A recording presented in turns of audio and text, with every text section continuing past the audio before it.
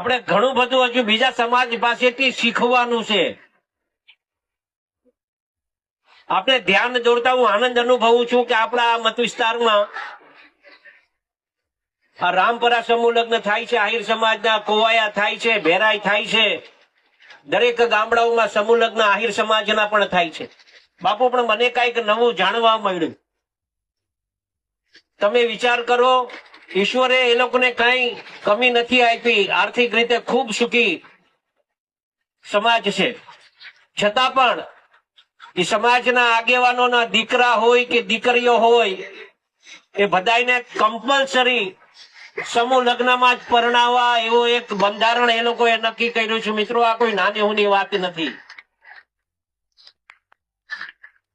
તમારે એમાં પછી 1 વર્ષ સમજો ભેરાઈમાં સમૂહ લગ્ન છે તો બીજા વર્ષે ગેપ આપવાનો અને ત્રીજા વર્ષે પાછો સમૂહ, એટલે 1 વર્ષે ગેપ આપવાનો.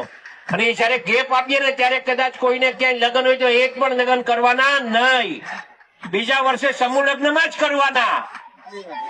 આવું જયારે બંધારણ એના સમાજનું કે ત્યારે કોઈ પણ આવું બંધારણ થાય તો મને એવું લાગે છે કે સમાજને આગળ વધતા કોઈ ન રોકી શકે. આપણા સમાજમાં પણ આપણે એક બંધારણ નક્કી કરવાનું છે. મિત્રો, ગામો ગામ આપ સૌ યુવાનોને મારી ખાસ વિનંતી છે કે આપ આપના ગામમાં કમિટી બનાવો.